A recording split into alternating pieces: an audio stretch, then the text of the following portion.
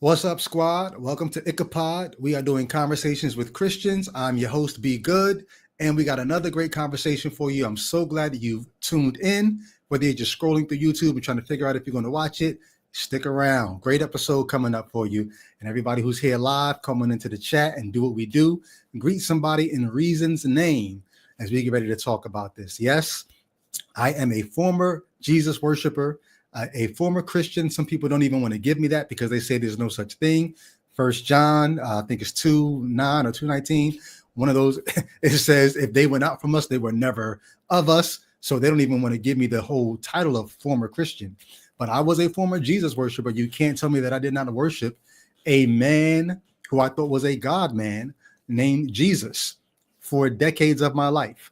And over the last decade, I've been unbecoming a believer and deconverting and deconstructing.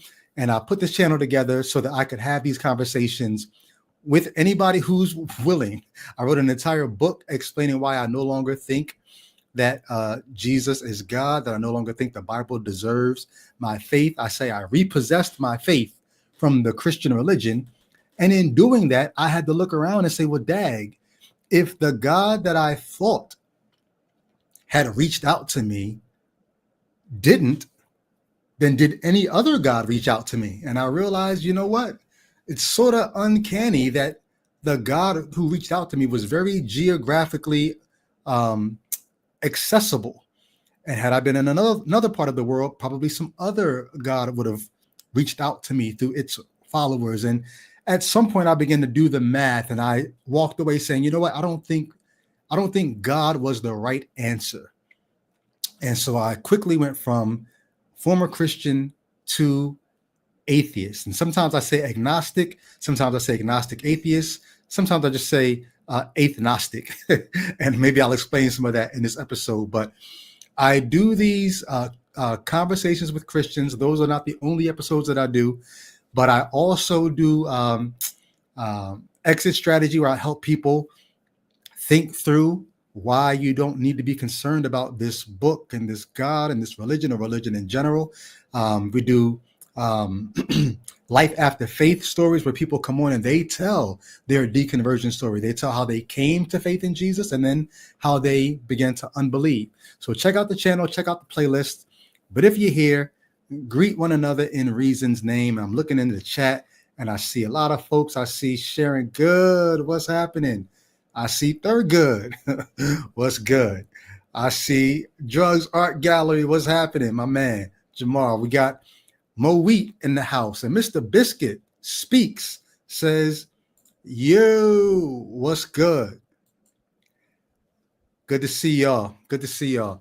So last thing I'll say before I bring our guests onto the stage is if you're watching and you're a believer, I'm not doing this to necessarily to take faith away from people, but I do want to challenge. I think we got to live in a world together. I do want to challenge whether or not certain things deserve the belief that I gave it for sure, and the belief that you're willing to give it. There's a passage in the Bible where somebody says to Jesus, supposedly, I believe, help my unbelief. I don't believe, but help my unbelief. If I should be believing, help my unbelief, because it's not that I'm unwilling to believe. I really just don't think this deserves or warrants faith. And so what's going to happen is I'm going to lay out some of the reasons why I don't think it deserves faith. And maybe my guest will be able to help me understand why it does deserve faith, or at least why he believes it deserves his faith. And then we'll just try to meet each other where we are and see what reason demands. And I don't think for Christians, it's sort of odd because you have verses in the Bible that say the things of God or spiritual things are foolishness to the natural man. But then the same Bible tells you to always be ready to give a reason for the hope that you have. So I don't know how you work that out if you're told to be ready to give a reason, but then at the same time you're told it's going to be foolishness to people who are perishing. So I don't understand what good there is in that. But hopefully we'll be able to get to some common ground And maybe the only common ground we'll get to is just humanity. And I'm okay with that. So I always say the goal here is not to win over people, but to win people over. Not to my way of thinking, but like I said, to reason. So that being the case, stalled long enough. I just like to stall to give people a chance to get in the room. And I think we got enough people in the room. So David, the bow, what's happening? Miss Candy, I ain't seen you in a minute. What's up, Miss Candy? Glenn Mitchell, what's happening? All right, so I'm looking backstage and I don't see. Something happened to the camera of my guest. I'm waiting for him to pop back in view. Once he pops back in view, I'll bring him onto the stage. So, yeah, y'all, summer's coming to an end. I guess I'll give an update while my host works out his camera situation backstage. I was going to be taking a break from Facebook this summer so that I could work on some projects. I ended up not doing that because as I started working on this project to be certified as a religious trauma counselor, I ended up realizing that the course was really for people who were already counselors, already degreed and certified and already clinicians. And so there's like 100 and something videos I was supposed to watch to get into this program or to complete the program.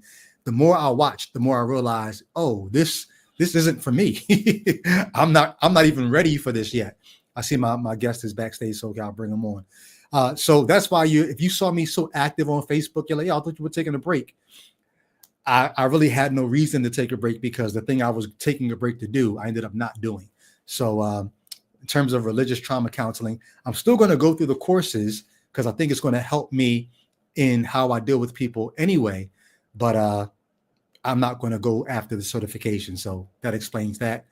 With no further ado, please help me welcome on to Ichabod Alexander Twyman.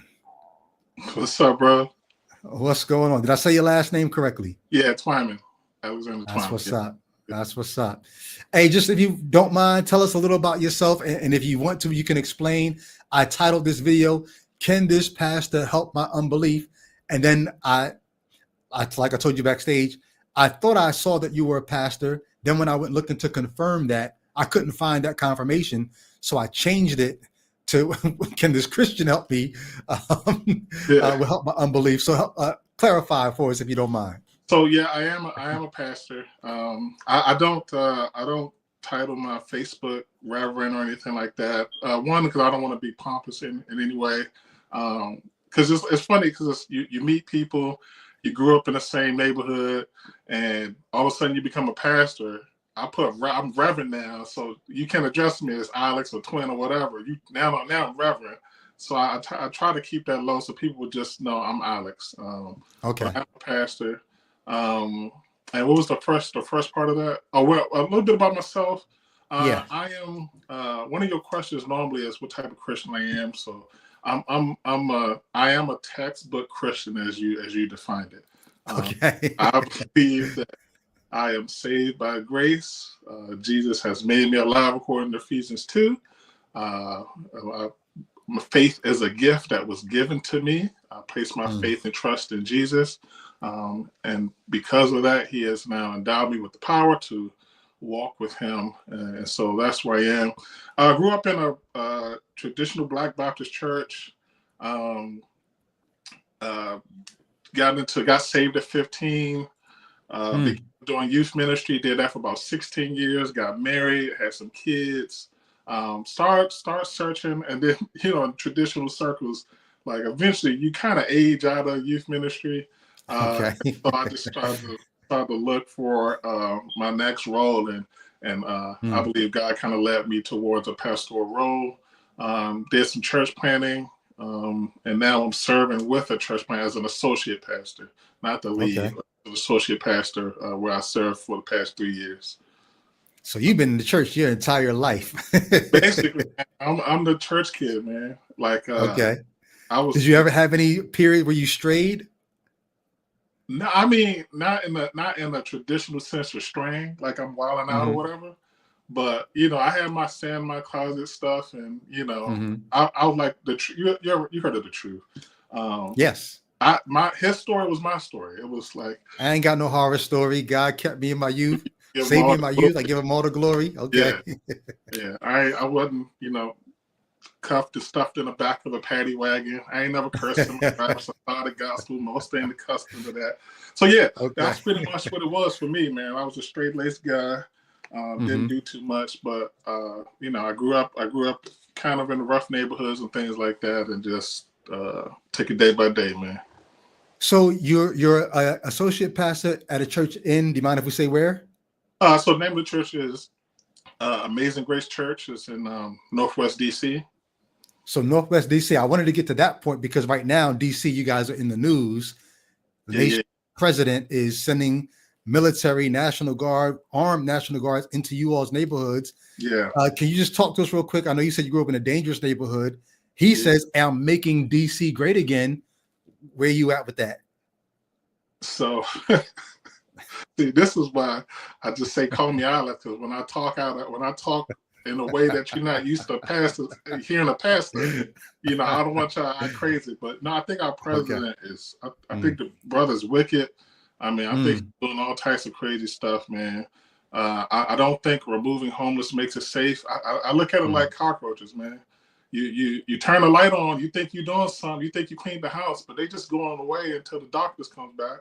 So they'll have the National Guard, and it's useless. The National Guard is going to be there. They'll go away, and as soon as the National Guard leaves, because they can't keep them there indefinitely, they'll come back. I think it's terrible. I think it's wrong what he's done. I think because he's only focused on inner cities, I think that also sends a message about race, without digging too deep into that. But I really think that let me just sum it up. I think he's doing a terrible job with that. Okay. All right.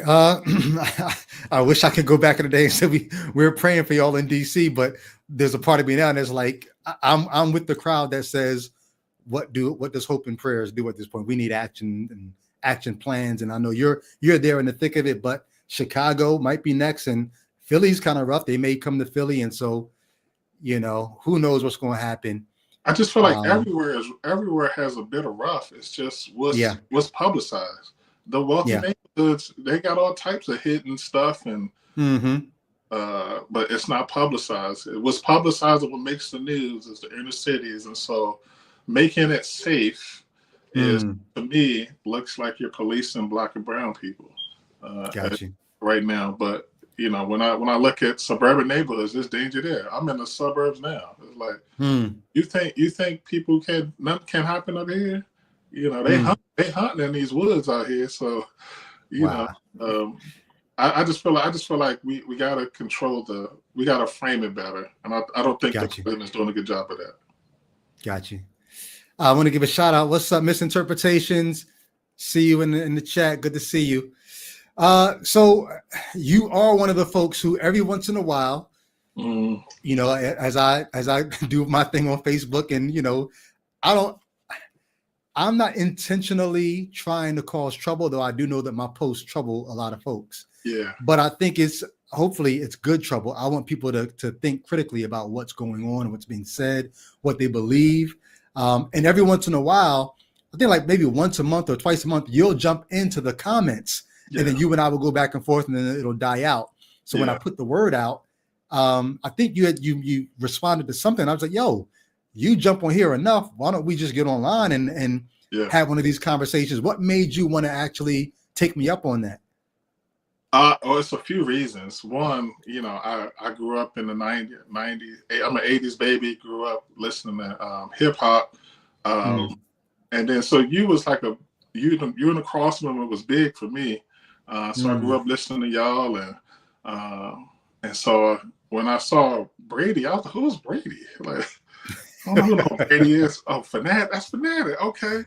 And so when you had put out that YouTube explaining your deconversion, I was part heartbroken because I'm a fan, but at the same time I'm like, yo, like I can listen to Know Me and be like, that he ain't say this was totally different than what I grew up listening to. So part of that was like sadness from the deconversion. Part of it was like, you know, I have a passion, love for apologetics. I love talking with atheists. I'm a part of a bunch of forums where, you know, I feel like it's just good. It's just good exercise to engage people on ideas and things like that.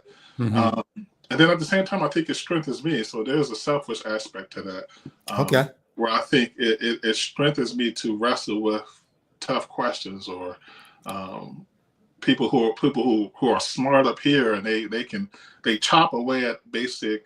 I should say, but your average responses, they can chop that up and come with something else. And so I think by reading the God delusions and the let there be gaslights of the world, I feel like that challenges me. Strengthens you as an apologist. Say what? Oh no, you said it challenged you, but I was saying strengthens you as an apologist. Is that what you want to? Strengthens me as a believer. It's not even about apologetics. It's not. I'm not always looking to defend and give a response back. I'm looking to wrestle with the same things. I think that helps me as a pastor as well. If I'm wrestling with the same things you wrestle with, and I've come out on the other side, then that helps me shepherd better. That helps me lead better. Got you. Well, why don't we dive in there? But there are times where I still like, I don't know. I got to pray about this. I got to think about it. Okay. I was going to say, why don't we dive in there? Because you said it helps you, like the things that you might be wrestling with. Are there any things that you wrestle with, and things that you don't mind sharing? Because let me be honest with you. When I was a Christian, I don't know that I wrestled with much. I think if anything, the only thing I ever wrestled with as a believer, trying to square that circle, would be free will and God's sovereignty. That always tripped me up. But everything else, I was pretty much like, no, the Bible's got an answer for that. So would you mind sharing, are there any things that you wrestle with? Yeah. And let me clarify what I mean by wrestle. There are things that I don't know that I may never have the answer to. And so that I may have to be comfortable in my ignorance and keep it and being okay with that. Because I think whether you have a naturalistic worldview or a creationist worldview, you have to be comfortable with some level of ignorance and grant that answers will come. So one of the things. Real quick, can I remember what you're about to say, please? But for people on my side, we're almost amen to what you just said. There's a lot of things that people on my side, atheists, agnostic, former believers, would say, "Oh, I don't know," and I don't think we know. But we'll add. So for you, it's the answer will come or may come. For me, it's we may never know, and I have to be okay with that. Yeah, so we do have some commonality there. I still grant that, and that's actually one of the questions that I wanted to ask you. Is I grant that some answers may never come, and I believe in glory we can find those answers. But the difference between, I think, an atheist and a Christian is you haven't necessarily did away with science, because when a answer that's given by a scientist doesn't hold weight, and he now has to retract his answer and correct his answer, that doesn't pull you away from science or the science is. It just makes you say, oh, okay, we got to re-hypothesize, or we got to re-stab at it. And so one of the questions that we can get to it later is, why do you give great question. Why you give science that leeway to get it right or correct themselves, but with the Bible, you don't. And I've heard you kind of wrestle with it for 6 years, but it wasn't necessarily a place of comfort despite my ignorance. It's my ignorance makes me distrust it altogether. So, but we can get back to that later. Yep. I wrote it down to make sure we get back to it, but go ahead. Your question. One of the things I wrestle with is in Genesis 1. When God said, "Let there be light," what language did he speak?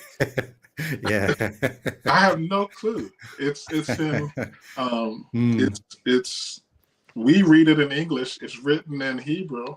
but does God speak Hebrew? Does God speak English? Well, when I was young, when I was a preteen, I remember the pastor of my church saying that Hebrew was the language of God, Yeah. with You know, no understanding of how late Hebrew was as a Semitic language, but he's yeah, told us it was the original language. So good, that's a good question. yeah. Uh, the name of Jesus. Mm-hmm. Uh, I've gotten answers in terms of why we call him Jesus and so forth. But when you talk to someone from a different language, I think Pope was talking about this. He was saying that they Mm-hmm. call him priestess or whatever name he used. Oh yeah, and I think some Asian cultures or South Yeah. Asian culture or something like that. Yeah. Yeah. So that's one of those things. It's like when people come to know Jesus by a different name, but it's the God in the Bible, then Mm-hmm. how does I would love to talk with them to find out how do they reconcile this, because in my tradition, at the name of Jesus, every knee shall bow and every tongue Mm-hmm. profess. But uh what's this priestess or whatever? I can't, I butcher the name, but what's this other name that you're using? And so those are things that I kind of wrestle with and think through. And you know, I'm getting older, so my memory fades sometimes. It's Mm-hmm. much apologetic language that I like to get and store answers. Sometimes the question is re-answered, and I don't remember all the quick responses, and so it just challenged me to get Got back you. into it and dig deeper. So Okay. so yeah, those are just a couple. Got you. Appreciate that, man. Yeah, Another thing I want to appreciate, just like my guest last night, uh, you actually took the time to read at least some of Let There Be Gaslight. yeah. I was trying to finish it, but I'm not like what's your boy yesterday, Joshua Creek. Josh Kreese, yeah. Yeah, brother read in the week. I was like, with five. Yeah. I was like, man, okay. I'm trying to get through it. So I'm at You got at least to chapter 4, at least you got further than that. well, yeah. So I'm at chapter 6. And I Okay. have the book here. I'm at chapter 6, and I kind of thumbed through 8, 9, and 10 because I know that Got that you. you kind That's of where it gets juicy. Yeah. yeah. So I kind of quickly I kind of thumbed through that at soccer practice just before getting here, Got you. and Hey, so thank you, man, for taking the time to do that. I mean, that's respecting me as a communicator and as another human being who's got ideas that I think we should think about. And you knew you were coming on. You didn't yeah, have to do that. So I appreciate that. yeah. I had bought it way before. Mm. I just had to get to it, but yeah, no problem, man. Like I said, that's one of the things I think is healthy for any believer. Pick up atheist material, pick up Hmm. disagreeable material, because I think as you wrestle, you're strengthened. So Yeah. Okay. So why don't we start with the question that you asked a minute ago? So when I was going through my wrestling with things, you asked, why is it that science is allowed to, they can retract a hypothesis if it doesn't pan out? And I don't look at science like, oh, so I can't trust you, but then, you know, find out I was wrong about something I believed in the Bible, or find out, and now I'm ready to swear off of that. Why is that? yeah, Um, Here's one of the reasons why, to me, that's par for the course. Science is an investigation into the reality that we're faced with. And if you're investigating, you're going to guess wrong. You're going to, I think I see a connection. You're going to trace it out. You're going to hypothesize, and sometimes it'll pan out, sometimes it won't. As a matter of fact, I don't know if you know, I explained this in chapter, I think, 4 of the book. One of the goals of science is never really to be able to say, aha, and there it is. yeah, The end of science, there kind of is no end. The end of science is to be able to say, I've not been able to falsify this hypothesis. So science is always trying to falsify hypotheses. If somebody could come along and falsify evolution, they would win a Nobel Prize, because that's the goal.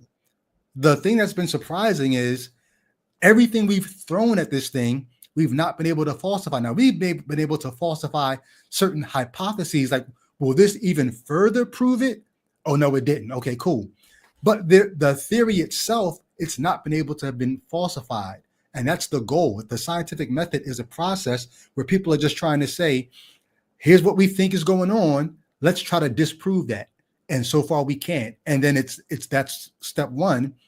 Step two is, does this hypothesis have explanatory power? Can this explain why this happens when we do this? Because if it has explanatory power, what we can do is we can predict things based on it. Now, you make a prediction and it doesn't pan out, then you know your hypothesis is off. Right. So can you falsify it, and does it have explanatory power? If it does those two things, you can make predictions, you can build things, you can end up with the internet based on how it pans out. Now, that's all a process of investigation. The reason why I don't, okay.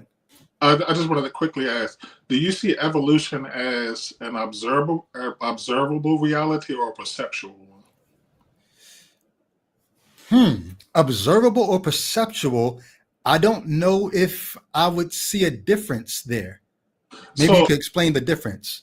Yeah, so an observable reality is, if I drop this pen, it's going to hit the ground.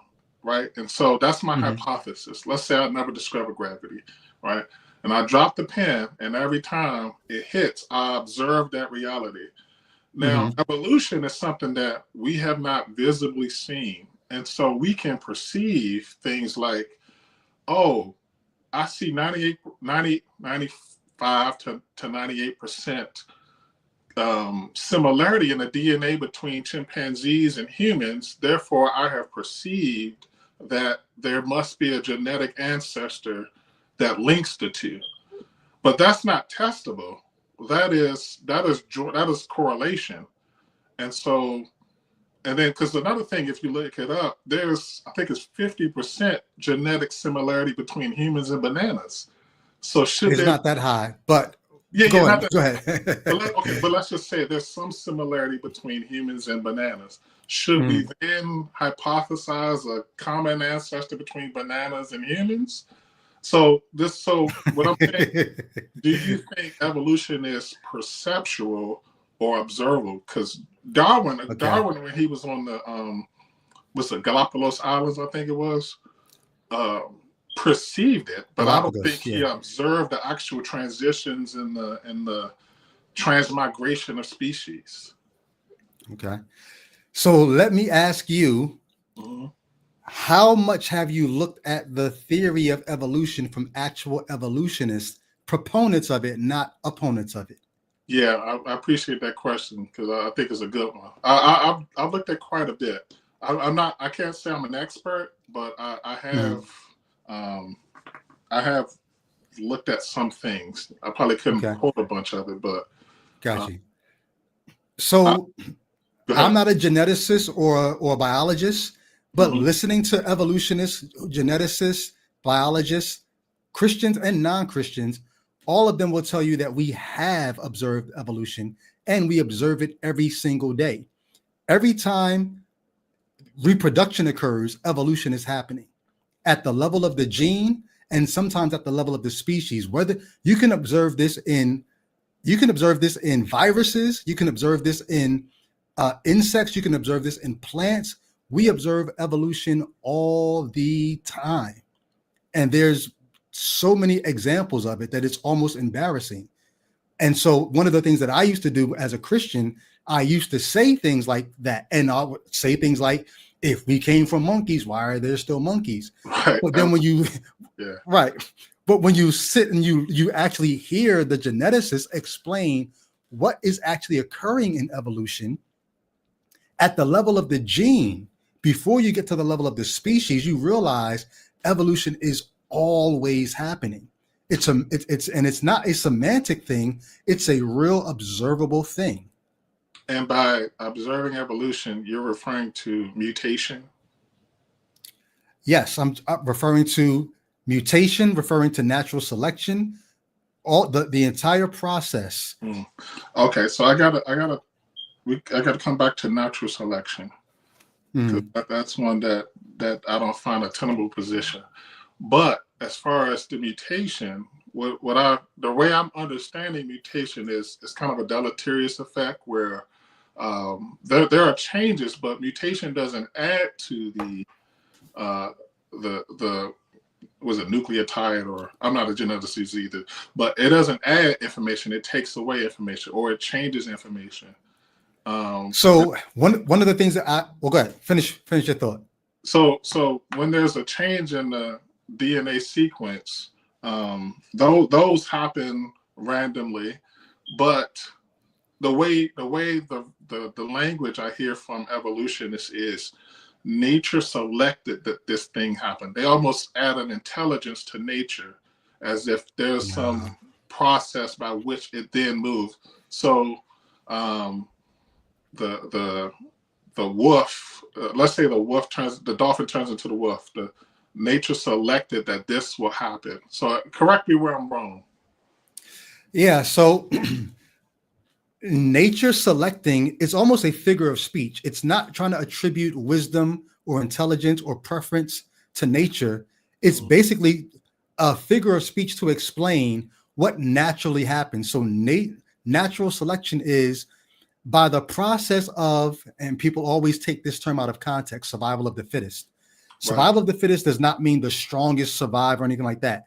Those that are most fit for whatever the environment is or the environmental changes are the ones that are going to survive and produce. And when you look at the process of that, it's as if nature selected this. But it's not necessarily nature doing anything. It's the result of these best adapted to the environment, these best adapted to the situations that they were in. And those were the ones that produced. And it's not like you're going to be able to see a dolphin to a whatever the daughter species is.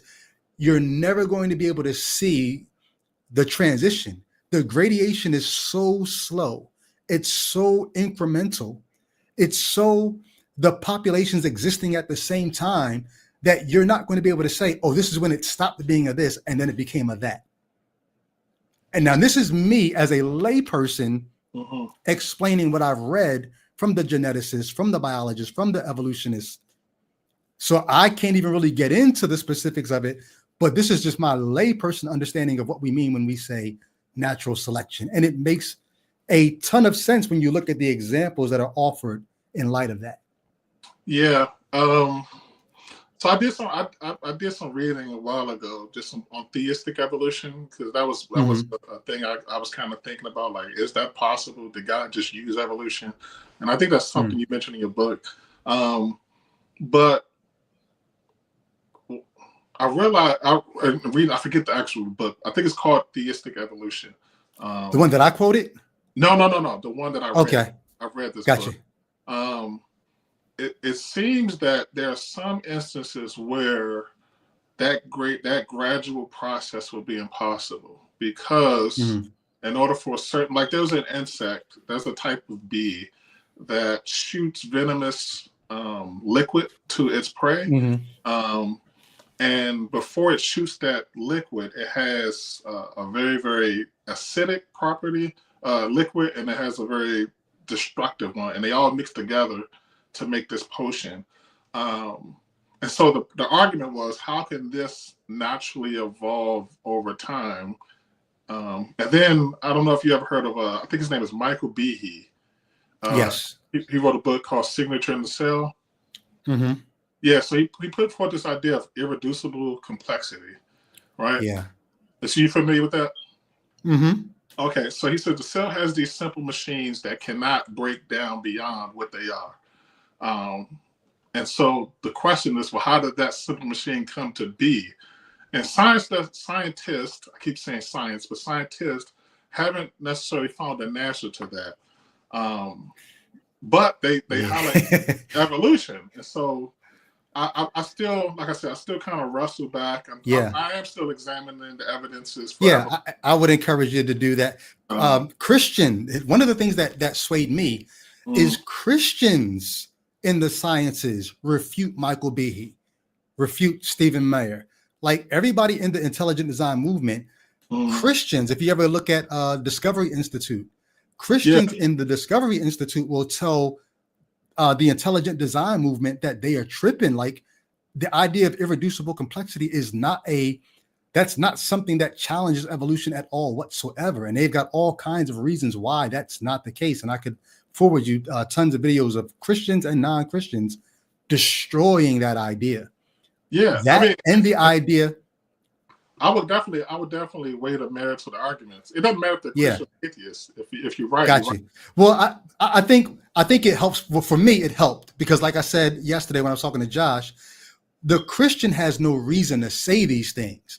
Like if I wanted to impugn somebody's motives, I could say the unbeliever is saying this because they just don't want to submit to a holy God. Right. But here's a Christian submitting to the holy God who's still saying, yo, I'm in the lab. Yeah. I got my microscope on and yo, this is what we're seeing. So even the idea a minute ago, you talked about mutations being deleterious and never being beneficial.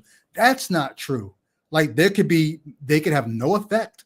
They could have a gain of function, or it could be deleterious. Like it's never this idea that mutations are always harmful. But those are the things that I think you hear from intelligent design proponents to move people away from considering evolution. Well, and you can say that has been observable, where a mutation has added. I'm not a geneticist. Okay. I'm just telling you this is what they say. And like I said, you could say anything, but once you do something with what you're saying, I'm more prone to believe you. So I talk about this in the book, right? I talk about when Christopher Hitchens was suffering from and dying of throat cancer. Mm-hmm. And then Francis Collins, a Christian, right, who wrote, what is it? What was Francis Collins' book? I can't think of it. If somebody knows, put it in the chat. But Francis Collins, who oversaw the Human Genome Project, who helped us get to where we are now, where we understand that we can map the DNA of almost any species, and then we can compare their DNA, not the DNA, their entire gene profile, their entire genetic makeup. We can compare them. Mm-hmm. Francis Collins used the same technology that was born from this Human Genome Project to help create technologies that would target certain genes and certain cells in a cancer in Christopher Hitchens' throat to help prolong his life. And then you had the atheist Richard Dawkins thanking Francis Collins, saying, "Hey, we're atheists, and Francis, you're a believer." Thank you, James. It was the language of God. That was the book from Francis Collins. Richard Dawkins is saying to Francis Collins, "Thank you, Francis, even as a theist, the science that you developed helped prolong the life of this atheist who, we're on different sides going back and forth, but you were able to do something with that science. And the same science that allows you to target the cancer cell or target the specific cell and not harm the person, but train the person's, train their body to target this cancer. That same science is the same science that allows you to not just look forward and say what we can do, but look backwards and see how related are we to other species? How related are we to bananas? All life on this planet is related. So like sometimes Christians say that to reduce the naturalist position to absurdity. What are we related to bananas too? And the naturalist is like, yeah, we are. All life on this planet is related. We're all made of the same star stuff. Yeah, that we're all stardust. Yeah. No, I've definitely heard that. It was not necessarily to make fun of it, but it is to say, mm-hmm. Does similarity mean? Does correlation mean causation? I get you. Yeah, and that's a worthwhile thought. That's worthwhile. You have to put that forward to test the hypothesis. Right. And so, So please, I would love it if you could send me some information about observable evolution now. Sure. So that brings up a great question, though.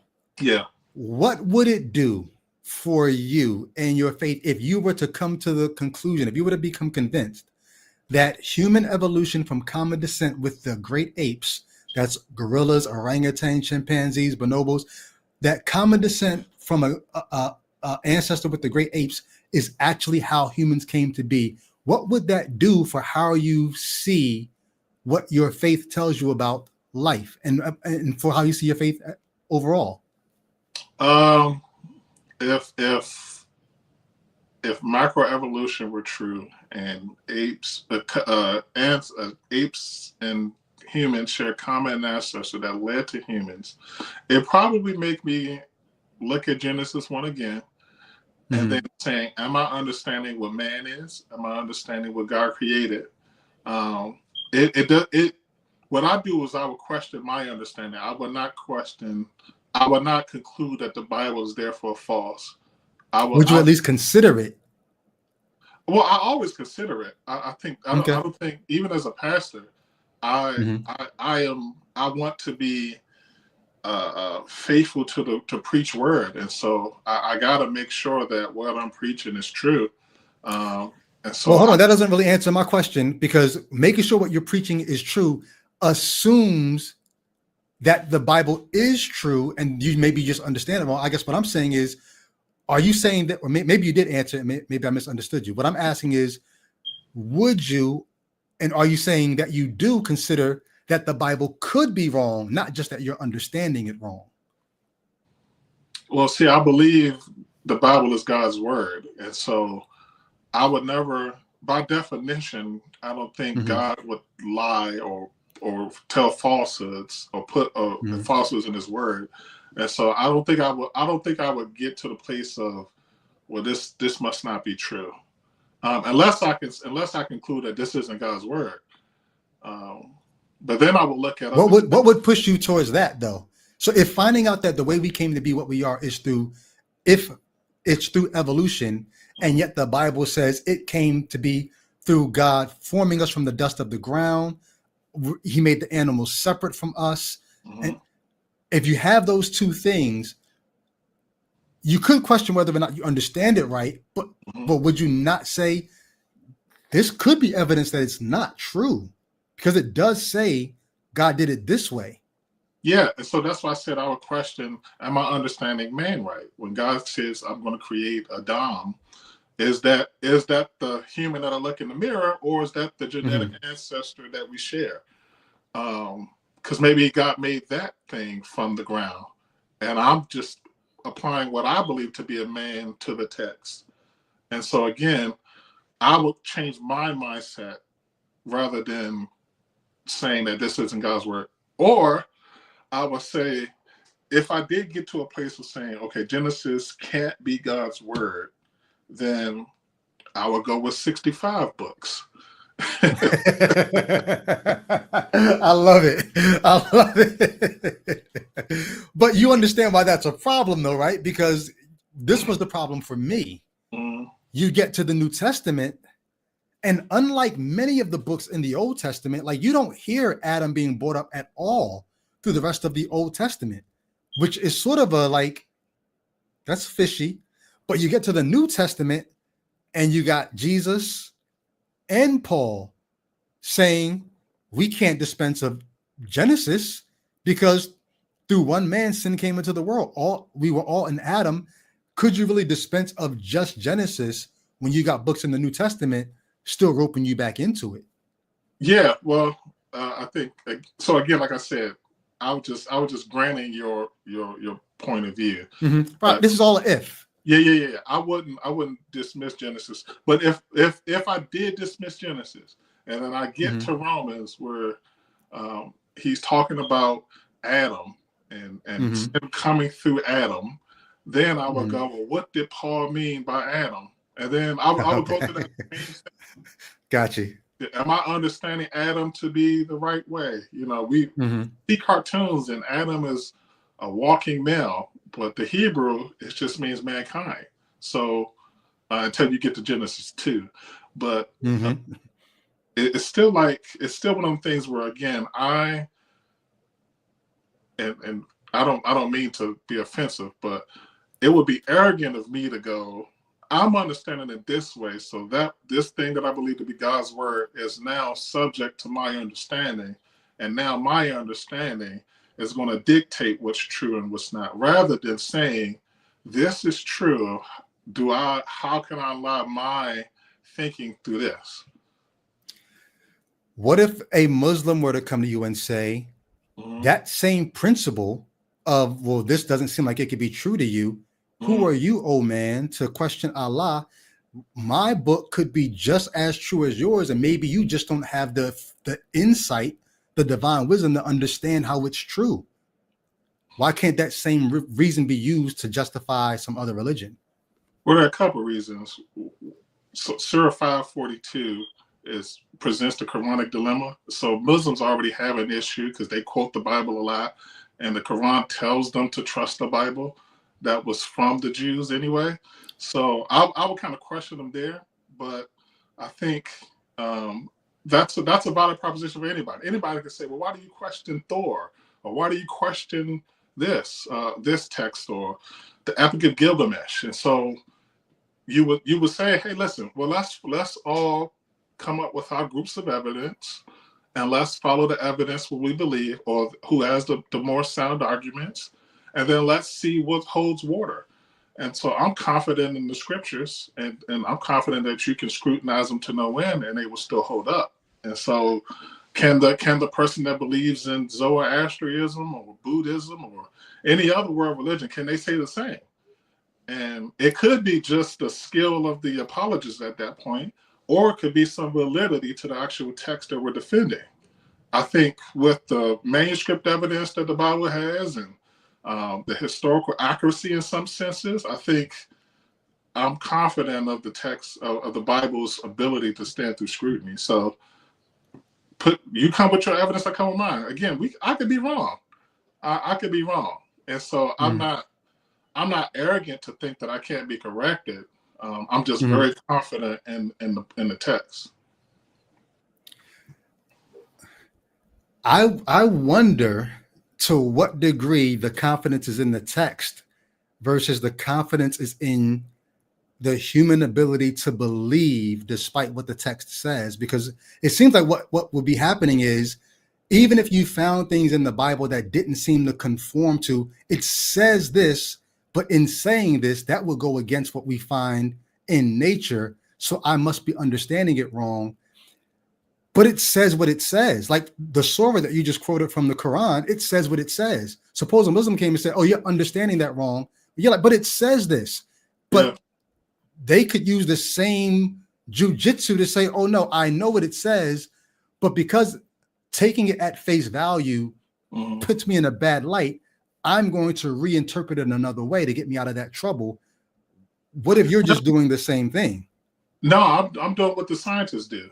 I put forth a hypothesis and test the hypothesis. And if someone shows that to be wrong, I go back to the drawing board. I don't throw the experiment out.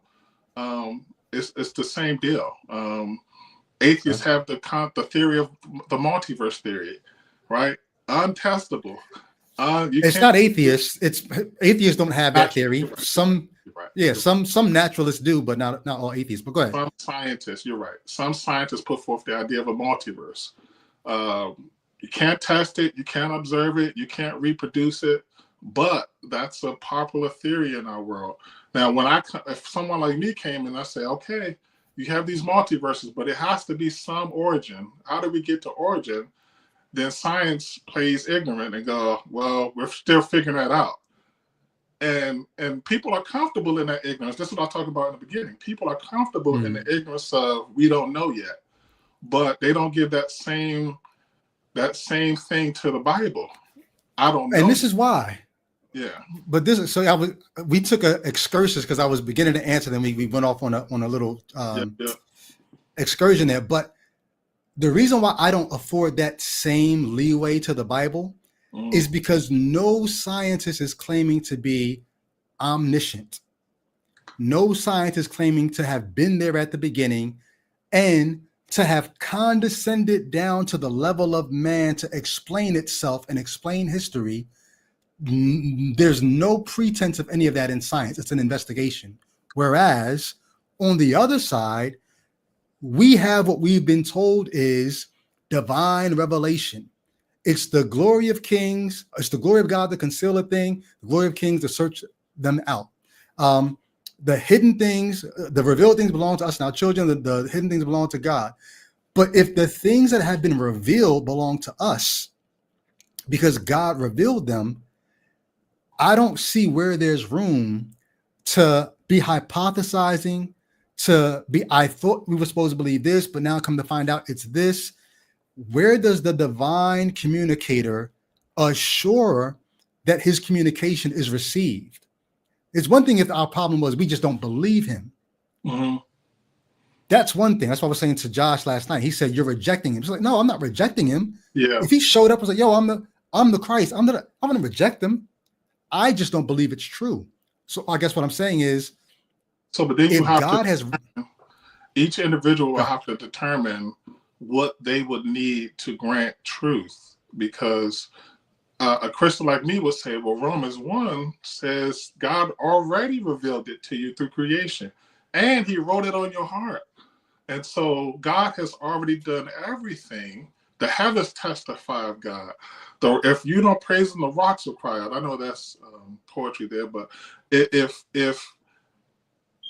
the creation testifies of God, and if Romans 1 is true, then God has already done enough. But then it says mankind suppressed that truth in their unrighteousness. And so there was a time when you once believed that God reveals himself to all his creation. Indeed. Yeah. I believed in the book of nature and the book of scripture. But what I didn't know at that time was how contrary the two were to each other. So at some point I had to say, if nature is God speaking, what is it? Psalm 19, day to day pours forth speech. There's no place where their voices don't reach. If nature is speaking about God, and then the Bible is speaking about God, but then nature is telling us, hey, this is what happened. And the Bible says, no, this is what happened. Who do I believe? Both. Because here's the thing, and they're not contradictory in terms of the law of non-contradiction or anything like that. I think they just present different arguments. Nature testifies of God himself. The Bible, according to 2 Timothy 3, was breathed by God for correction, for reproof, for training in righteousness, so that the man of God may be equipped for every good work. So if that's the purpose of why we have the Bible, that we have the Bible so that we can accomplish the work that God has given us, then we shouldn't look at nature and the Bible on the same plane. We should look at the Bible and the science book or history book on the same plane. They have different purposes. And so I think while I get your argument, I don't necessarily grant that they war against one another. Okay. So if the Bible is given to us for correction, right? It's, Timothy 3:16, right? Yep. Should we let the Bible correct us about which came first between the sun and the earth? Because science will tell us that the sun came first and then the earth. The Bible will tell us that the earth came first and then the sun. Should we let the Bible correct us on that point? Yeah. Yeah. Okay. I think and again, science I think it's important to do that, because if you're saying, because I think you said this earlier, science doesn't say this is a fact, right? Then you can't have a hard stance from a scientific point of view. And so if I read the Bible and say, no, the earth came first, and you say, well, no, science tells me, scientists have told me this, then where's your proof and evidence? And then so what's put forth as evidence, I don't necessarily grant. Okay, so then here's the deal. You not granting what's put forth as evidence doesn't mean there's no evidence, right? If the goal of science is we can't say this is fact, all we can say is that we've not been able to falsify this. The question is, what are you going to use to falsify it? So if we see solar systems forming, we see stars exploding, we see nebula, we see accretion disks, we see planets forming around new stars, we look at this process and we say that's how planets form. Planets form around stars. Planets are debris that gathers by the force of gravity, and it coalesces and it cools and it wraps around the star, and that's how planets form. And all the evidence suggests that our planet formed the exact same way, that our sun was here first, and the planets that formed around it are part of that accretion around that star. Mhm. Now, you might say, but hold on, Brady, you said science can't say it's a fact. All it can say is we can't falsify it yet. The question would be, what should we allow to falsify that observation? I Should think. words written, let me finish the question real quick. The question is, should words written in a book be allowed to falsify this observation? I think yes. Yes, I think And why? because I think that's how science is falsifiable. Either you observe it and you correct yourself, but since we can observe that, I think that I think other people have different writings that would, and I'm not just talking about the Bible. I'm saying scientific writings can also oppose a person's thought, and then you got to measure the merits of both arguments. I think. So hold on. Once again, we see planets forming, we see stars exploding, we see, especially now with the James Webb Telescope, we see these things. We can observe this. I And think you're saying we should be able to falsify it? so. So correct me if I'm wrong. Do we observe them forming, or do we observe them after they have appeared on the telescope? Well, it takes all kinds of time for light to travel. So what we're seeing is we're seeing the past. Yeah. But So in seeing the past, we're seeing what has happened. right. So this is let's take the accretion disk theory. In that theory, there's already it runs up against the problem of origin. So they say gases collided and it spent and it heated up and stuff started coming together. But where did the gas come from? And then that's when you start looking at, I think Joshua mentioned it yesterday, Lawrence Krauss wants to come up with this theory of nothing came from something, but it's really quantum. It's really something left in the quantum realm. At the end of the day, you have to figure out the origin. Where did all this stuff come from? Because it's not eternal, right? So, well, we can't say it's not eternal. No one's saying that it's not eternal. We don't know that it's not eternal. So, well, then do you not grant the Big Bang? What do you think the Big Bang says?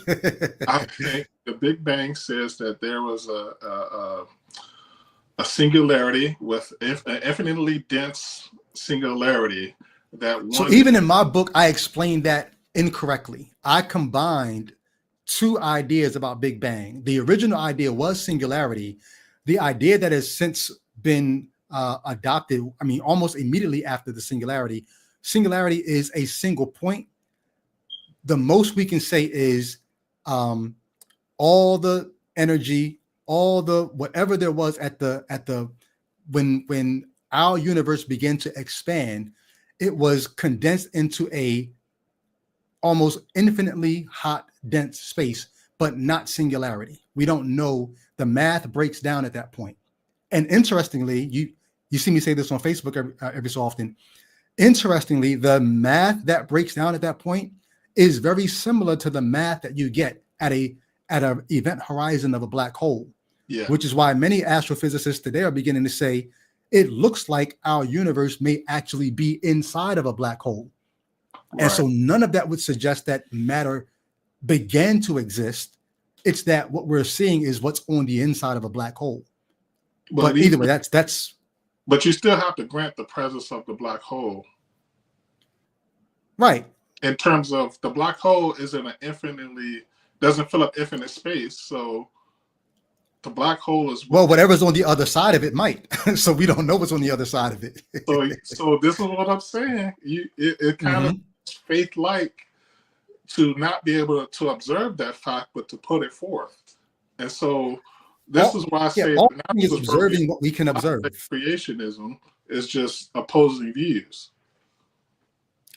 So either way, because that's a whole other conversation that we can dive back into. Yeah. But by the time we get to planets forming around stars, none of that is as speculative as what's on the other side of a black hole.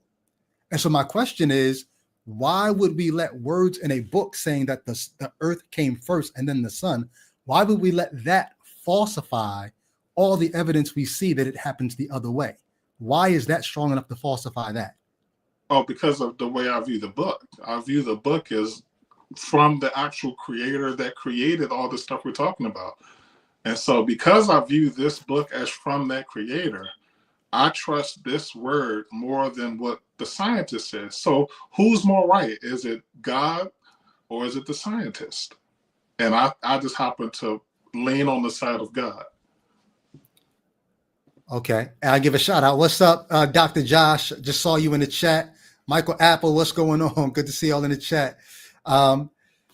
So part of the reason why I do this is because I want people who are watching to hear the mindset of the believer, because maybe they have that mindset too. Maybe I would have had that same mindset when I was a believer.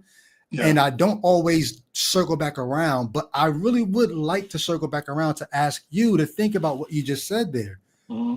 We're observing things. So one of the issues that came up with Josh Crease last night, right? Mm-hmm. What do you do? And we're diving into, like I said, this is the shallow end of the pool, things that Genesis 1 gets wrong.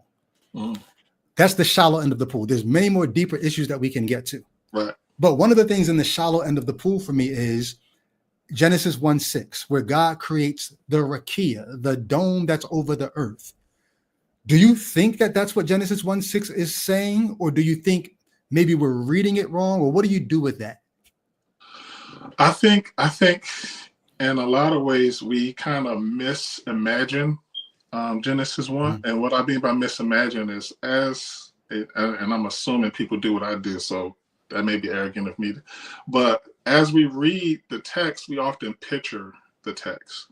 And I think that when the Bible talks about rakia, or the firmament, or the vault, right, whatever we want to call it, we ascribe that to the earth, like the dome. And so the dome is what was on the earth. But we forget about Genesis 1 and 2, where it says the earth is formless and without void. And so the question becomes, well, when did God form the earth to where we grant this idea of a dome being on the earth? The dome is the sky. Now, let me not say that, because he says, and he called the expanse sky. But as far as the actual dome, I think it was Job, because I read that in the book, and I was looking at Job, I think it's 15:22, where it says God walks on the vault of the heavens. Mm-hmm. So I do think it's a physical thing, right? But okay, what does it mean that God walks on this thing? What does it mean that, because I think you put forth the idea that it's like metal being banged out and stretched out. It's something hard and clear and reflective. Whatever the vault is, that's the whatever the dome is, that's what it is. Yeah. Yeah. So I don't know if that's something that was seen during creation. Again, we're using our brain to presuppose that the Genesis 1 means the way we see it, or should have meant the way we see it. But I think that I look at that as I think the vault is something that's firm, that can be walked on. But I don't think that is the sky that we look at today. So it was removed? It was there, but it was removed, maybe? No. I just think there's levels to the heavens. I think that the vault that is talked about, because we serve the Most High, who sits at the height of heavens, the Bible talks about. And so I think there's levels to heaven where the vault lives, but earth is much below that. And so this is interesting. There's multiple sky and ways to look at that. It's interesting because every Christian that I have on has a different understanding of how to parse that out. You might be one of the first Christians that I've had on that actually looks at the rakia in Genesis 1:6 and says, no, it seems to be a hard vault, hard dome, but maybe it's not our sky. Maybe it's something higher. Dr. Josh is a ancient Near Eastern scholar. And so Dr. Josh says the solid dome covered a flat earth that was a common ancient Near East cosmic geography. That's how they all saw the world. And you can even go as far as not just ancient Near East, Australia. They believed that the sky was they believed it was stone. So it's just an ancient idea. But you accept that, just maybe not our sky. Yeah, because when we look at Genesis 1, the earth was without form or void. So let me ask you this, how do you imagine the earth when God created it? What does a formless void earth look like that was entrenched in darkness? Yeah, so you didn't get to chapter 8 and 9 of my book, but in chapter 8 and 9, maybe a little bit of 7 too, I explained that what's happening in Genesis 1:1 is not God bringing the earth into existence from out of nothing. What's happening in Genesis 1:1 is God separating the heavens and the earth. And I go into detail about why I think the word created in our English Bibles is not a good translation. It's in the beginning when God began to separate the heavens and the earth, and he's separating them out for a purpose. He begins to form them, and the forming is giving them specific purposes. And I go into detail in that, and I show the Hebrew scholars that actually agree with that, like S.R. Driver and others who agree with that interpretation. But either way, look at that. Yeah, but here's the issue about the sky being maybe some higher level of some hard dome. There are passages in the Old Testament where Moses goes up to the mountains with the elders, and they look up and they directly see the feet of God on the other side of the dome, which suggests that it's not some higher heavens that is being talked about. They go up to the mountains and they believe, this is an ancient cosmology, they believe that the foundations of the earth went down, the mountains were the foundations of the earth, and the mountains also held up the sky. So if you go high enough up into the sky, this is why they thought heaven was up.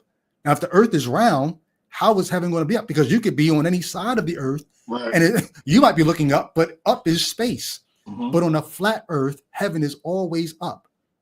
So they go up into the mountains. Mm-hmm. Go ahead. So are you saying that Moses saw the earth, the curved vault that we're talking about, the dome? In the Bible, I think it's in Exodus. I'm not exactly sure. I think it's in Exodus. It's got to be in Exodus because Moses doesn't make it out of there, right? Genesis, Exodus. Right. Yeah. No, he makes it to Deuteronomy. I'm sorry. But yeah, I think it's somewhere in the Pentateuch where Moses goes up with the elders and they look up and they directly are under the vault. And on the other side, they get to see the feet of God, and it's a wild scene. But there are other ideas too that tells you that the vaults in the Bible is the sky we see. The sun in Genesis 1, it says, we don't see this in our English translations, but in the Hebrew, you see it clearly. The sun moves across the face of the rakia. So for the writers of the Hebrew Bible, the sun is not on the other side of the rakia. It's not in space. The sun is on the inside, like a snow globe. Did you shake the snow globe? Mm-hmm. The sun moves across the face of the rakia. It's on the inside of the dome. And the windows of heaven have to be open so that rain can fall down. So the rakia in Genesis 1 is not some higher heaven. It's the sky that we see. I'll have to look at that because I don't know. Okay. This is the Joshua text you referred to once. I have to look at that because so what I am very careful to do is to look at the Bible as 66 books, right? They have different contexts, different audiences, different authors, and so I don't automatically make a line to say, well, Joshua said it this way, that means Genesis 1 meant that. So I'll take a look at that. Gotcha. Yeah. And here's why only reason why I'm bringing this up is because, like I said, astrophysicists, cosmologists, they observe one thing, they report back to us. We had the Hubble telescope for so long. Now we've got telescopes that make the Hubble look like child's play. We've got new ones being built that's going to make the James Webb look like child's play. And we're getting back images and we're seeing things that it's changing everything. We're like, yo, we didn't know how right we were about this thought. We got more evidence for this now than we had 50 years ago. It's crazy, right? But here's the thing. So let me ask, if you're committed, let me ask you again. Let me get this thought out real quick. Go ahead. If you're committed to this book can falsify all these things we're saying, I might be even willing to go there with you if the book was not so easily falsifiable itself, because we know the sky is not a solid dome, right? We at least, even you at least had to say, well, it's not our sky. The dome is higher. We can't see that one. But if the book really does think our sky is a dome, it's falsifiable itself. Why would I use something that's so easily falsifiable to falsify things that we otherwise cannot falsify what's being reported back to us from the science? Well, it depends on what the text that you're looking at, and then because again, just because you've understood it a particular way does not mean that it's therefore then falsifiable. It just means it doesn't mean it's falsified, your mic, but it may still be falsifiable. Your mic is messing up a little bit. So say that last part again.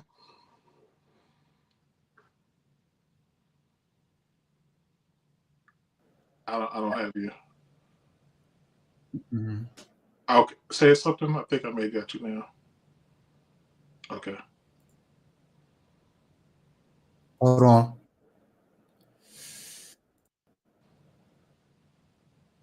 Okay. How's my mic sound now? Yeah, you're good. You're good. Okay, cool. Thank you for that. Yeah. I'm going to say, you said it doesn't mean it's falsifiable. I think maybe what you mean is it doesn't mean it's falsified. It might still be falsified, but it hasn't been falsified. Right. That's correct. Yeah. Mm-hmm.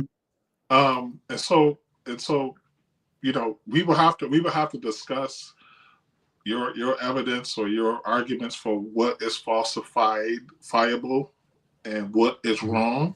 And then I will have to give my thoughts and arguments for why I think it's true. But I think from my eyes, we're kind of high on the ladder, right? We're talking about God's word and if it's true or not. But I think we got to go down the rungs a little bit to talk about why God is real. Because it's like, because I kind of, again, this is kind of a jerk move, but I've been steering this conversation. I'm going to let you steer for a bit. So you take us where you want to take us. Go ahead. Okay. So two things. I want to come back to Genesis 2, but one of the things I was joking with you about on Facebook is the idea of Santa Claus. If I at one time wholeheartedly believed in Santa Claus, right? And the way I found out Santa Claus wasn't real is my father opened his trunk and I saw the gifts I had. And so I was like, what? What about Santa? Right? Now, that made me not believe in Santa Claus, right? But what I didn't do once I found out Santa Claus was not real is go, I'm going to write a book explaining why Santa Claus is wrong, because I believed it and they lied to me. And then, matter of fact, I'm going to impugn Santa's character and say, why would a white guy break into my house and put stuff in my house? And so then it becomes one of these things where I'm like, hey, if I don't believe in Santa, I just stop believing in Santa. And so one of the things that I wanted to talk to you about is this idea, because I really, like I said, I'm a huge fan. Still admire you to this day. And I said, man, I'm gonna call you fanatic. Brady is coming. Like, you seen The Matrix? Yes. Okay. I said, Matrix, Brady is Cypher. Like, he came out the Matrix fighting a good fight. And for some reason, he's like, man, I'm about to eat this steak and go back to the Matrix. And you didn't go back to the Matrix, though. You killed the team. And so, Anakin, I was going to go Anakin Skywalker for a second, but the point is, why, and I heard some of this, but the question is, why not just stop believing? Why and leave it at that? Yeah, why the In Reason's Name t-shirts and things like that? Yeah. Great question. I appreciate that. I would say I'm more Neo than Cypher. I feel like I see the Matrix. I see the lies. I see the scheme. I know the power that I now have that I thought I needed a God to have. I'm not saying I'm all powerful, but I'm way more powerful than my religion taught me, and I'm not afraid of that power anymore. So I feel much more like Neo than I do like Cypher. But you say if you realize Santa isn't real, you wouldn't go writing books and you wouldn't go on a campaign to prove it. I think you would if you became 10 years old, 11 years old, 15 years old, 20 years old, and everyone around you still thought Santa was the way you got good stuff. And they're passing laws in Santa's name. They want you to live so that you, Alex, you better make sure you don't end up on Santa's naughty list. You better close your eyes. You better, he sees you when you're sleeping. He sees you when you're awake. And if life around you was rigged to please Santa when you knew there was no Santa, I don't think you would be as hands-off as you want me to be with Bible God. No, I'm not saying I want you to be that way. I'm just wondering. Or that, yeah.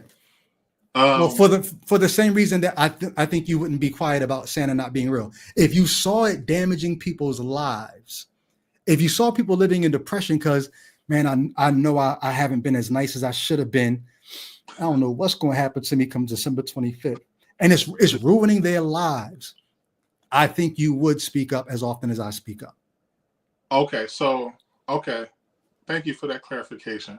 The way I was understanding it is I would not argue the validity of a creature that I found to be imaginary. Mm-hmm. But your fight is more so for the lives you thought were harmed and damaged. The lives I thought were harmed and damaged, the life that I wasted 30 years of my life in that. And I'm not saying that I didn't get any benefits from it. Like I said on Facebook the other day, I think Christianity is useful, but not truthful. But because it's not truthful, its usefulness has its limits. So because of that, I'm much more willing to speak out against it. And because I see the way it's damaging other people. And quite honestly, because it's so demonstrably falsifiable, it's actually fun to me to read the Bible and see that's another reason why I should have known this wasn't true. And then to reveal that to people. I see. Okay. Yeah. The other question, thank you for that. The other question had to do with Genesis 2. I wanted to get your thought process, because I think in the book you start down a path that I actually agree with, but you didn't kind of flesh that out. Maybe I just didn't read far enough. But okay. Genesis 2, I believe Genesis 2 is the beginning of a Toledo, an explanation of the generation. So Genesis 2:5.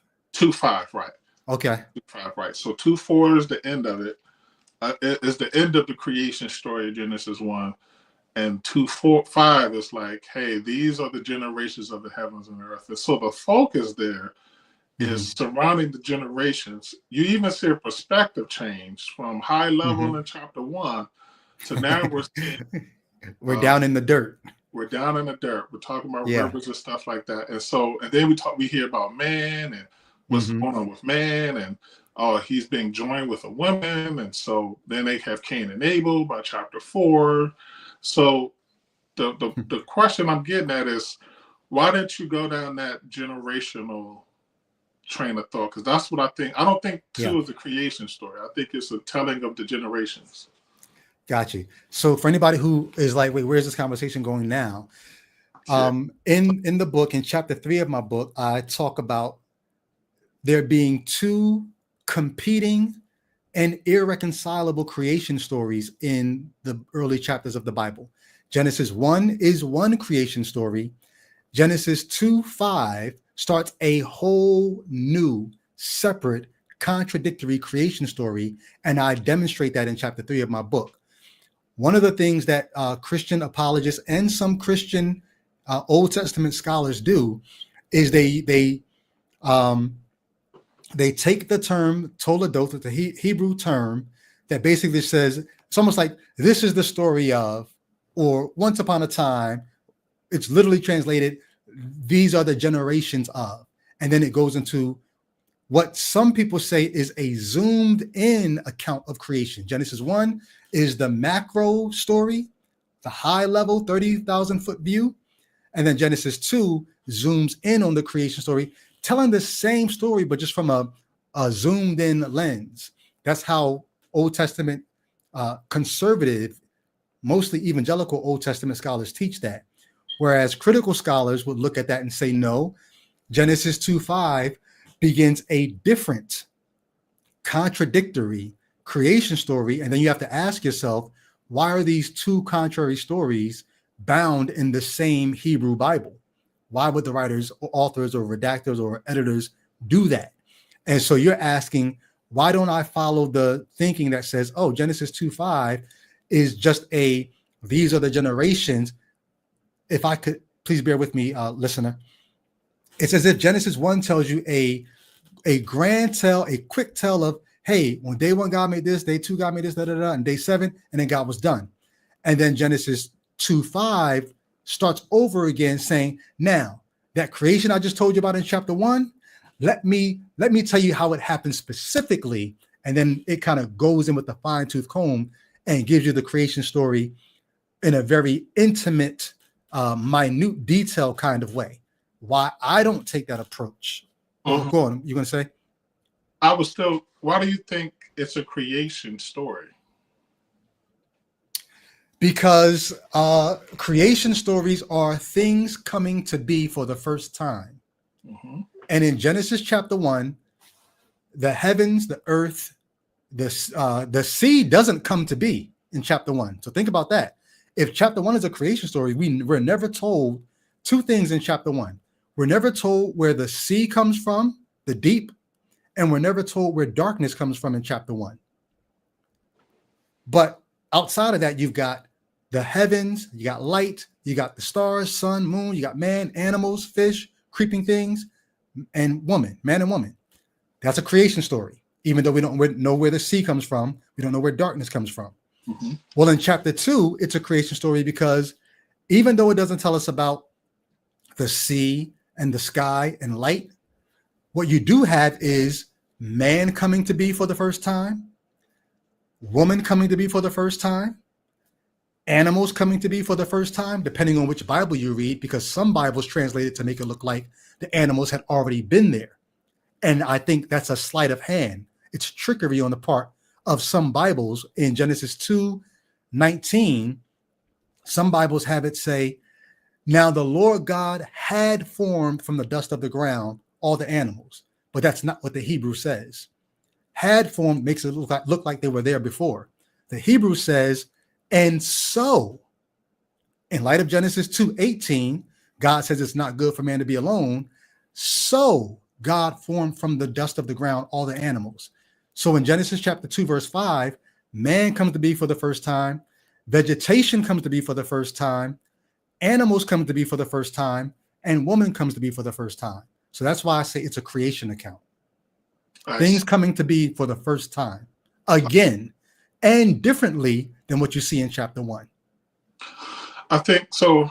Yeah, so it's a couple of things. One, I think it's verse 22 mentions the seas.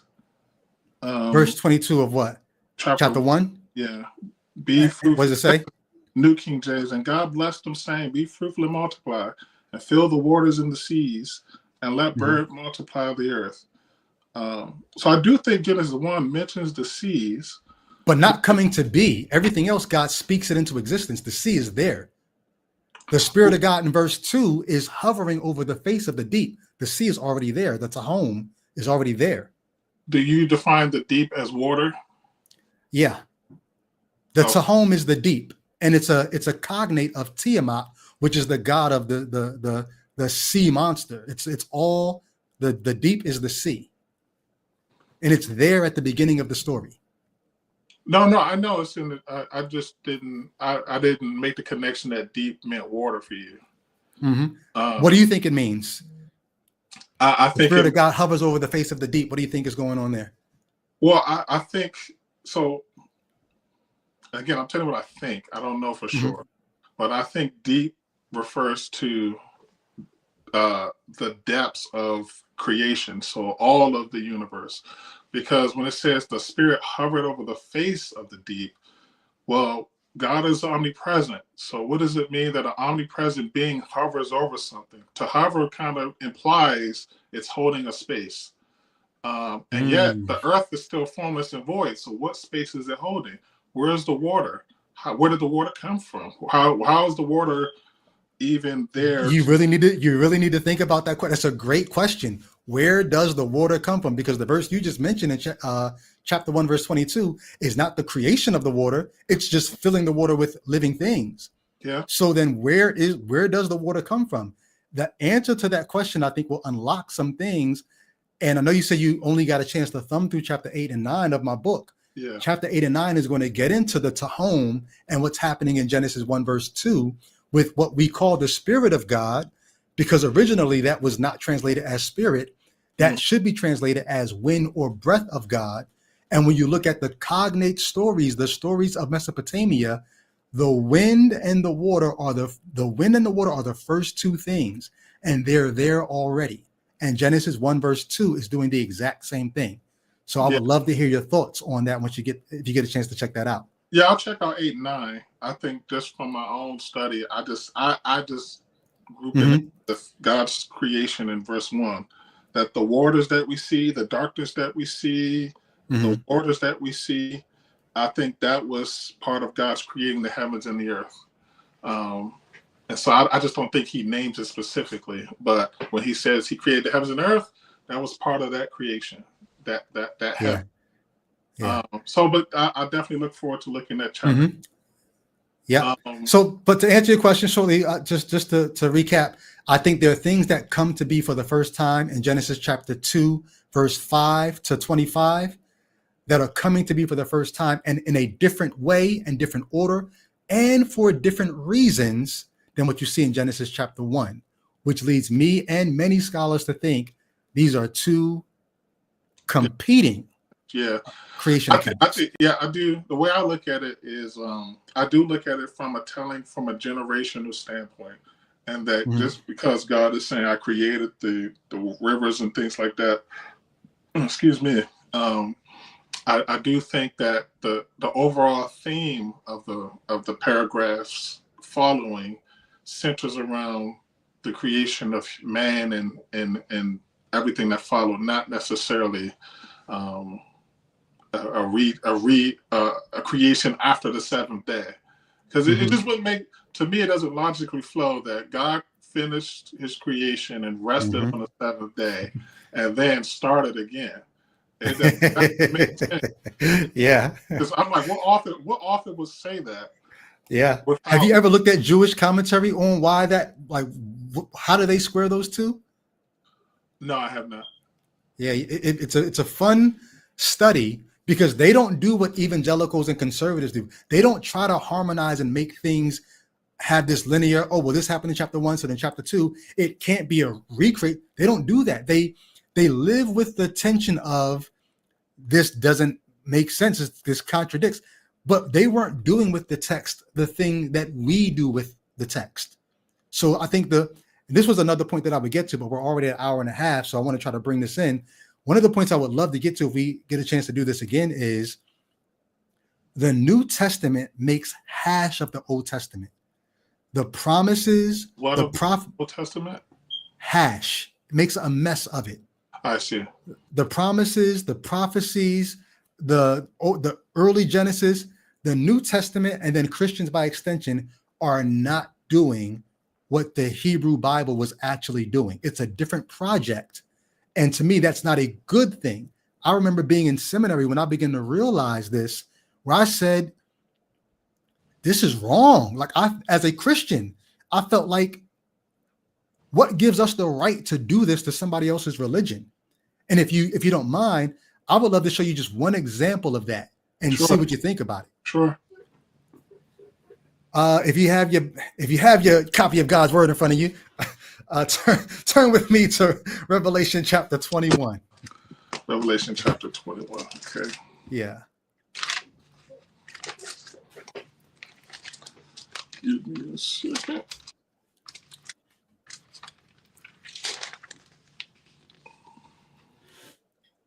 I wanted to give a shout out.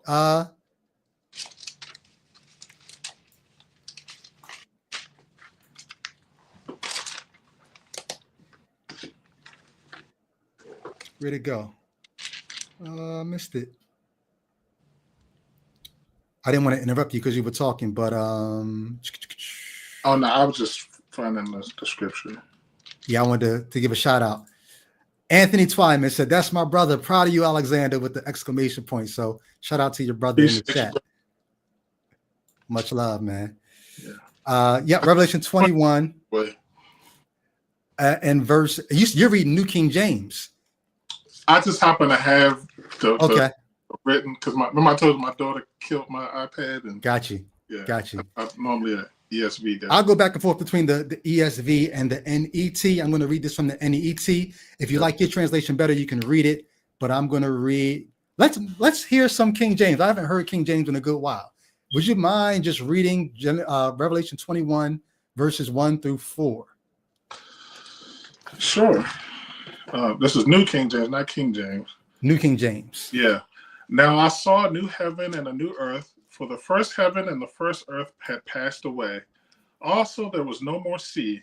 Then I, John, saw the holy city, New Jerusalem, coming down out of heaven from God, prepared as a bride adorned for her husband.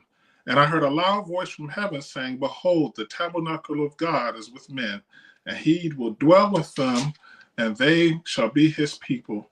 God himself will be with them and be their God. And God will wipe away every tear from their eyes. There shall be no more death, no sorrow, no crying. There shall be no more pain, for the former things have passed away." I tell you, I feel like shouting on that one. Yo, that was the jam, right? James says, yo, King James, New King James was my jam. Where's that comment at? Yeah. So New King James was my jam. But that passage, right? What Christian is not hoping for that? What's your favorite part of that passage? And God himself will be with them. That's the favorite part. That was my favorite. My second favorite was no more death.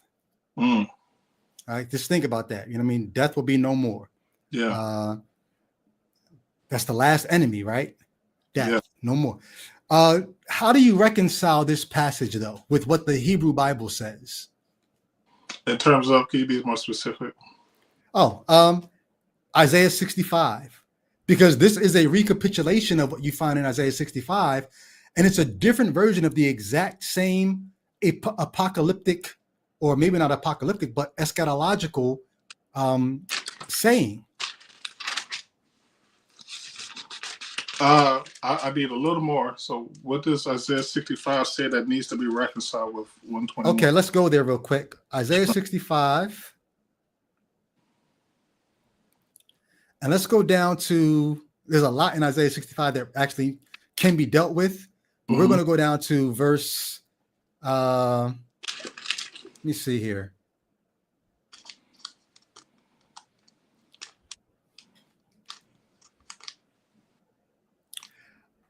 Maybe 16. Okay. 16, and maybe we'll do 16 through trying to think how much we want to do for the sake of time here. 16 through 20. Let's just go that far. Okay. You want to read it or you want me to? I can read it. Yeah, since you read the other one. Okay. I'm going to read. I think I'm in the NET this time. Okay. So the first part of this chapter, God, through the prophet, is telling Israel how unfaithful they've been and what he's going to do to them because they've been so unfaithful. I mean, he's talking about he's going to bring the sword. They're going to be tortured inside the house, outside the house. I mean, God's going to basically have at them because they've been so unfaithful. But then for the sake of his servants, this righteous remnant, he's going to actually redeem the nation. Even though the nation's so bad, he's going to get involved and bring them back for the sake of the righteous remnant, the servants. So in verse 16, he says this: when God does this, we got to ask ourselves, when is that going to be? Verse 16, whoever pronounces a blessing in the earth will do so in the name of the faithful God. Whoever makes an oath in the earth, this is once God is finished punishing them and brings them back. Middle of verse 16, Whoever makes an oath in the earth will do so in the name of the faithful God, for the past problems will be forgotten. I will no longer think about them. For look, I am ready to create a new heavens and a new earth. The former ones will not be remembered. So already you got to ask yourself, is this a different new heavens and new earth, or the same new heavens and new earth that John's talking about in Revelation? You would think it's the same new heavens and new earth, right? I don't. Same new heavens, new earth. But look at what's different about what's happening here.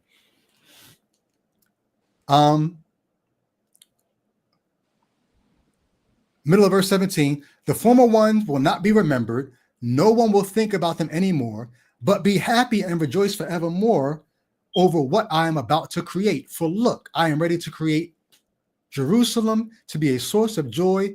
Her people will be a source of happiness. Jerusalem will bring me joy, and my people will bring me happiness. Middle of verse 19. The sound of weeping or cries of sorrow will never be heard in her again. Sounds just like Revelation 21, right? Mm-hmm. Except never again will one of her infants live just a few days, or an old man die before his time. Indeed, no one will die before the age of 100. Anyone who fails to reach the age of 100 will be considered accursed. Now, this is the new heaven and new earth that Isaiah is prophesying.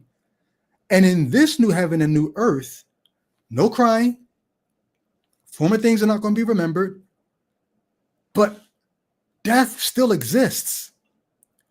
The promise in Isaiah 65 is long life, old age. If you die at 100, they're going to say, yo, something must have been wrong with him, because the thing in the new heavens and the new earth is old age. John comes around in Revelation 21 and says, new heavens and new earth, no more crying, no more tears. God's going to wipe away the tears from their eyes, and death will be no more. Why is John saying something different than what Isaiah is saying about the new heaven and the new earth? I don't think he is. I think. Break it down for me. So, reading again. So, for the sake of those listening, the shortest breakdown of the text is in a verse. That verses were added in the 1500s or so, right? The shortest division is a paragraph, right? So when we read Isaiah 16 and get down to verse 19 or so forth, there's a different paragraph.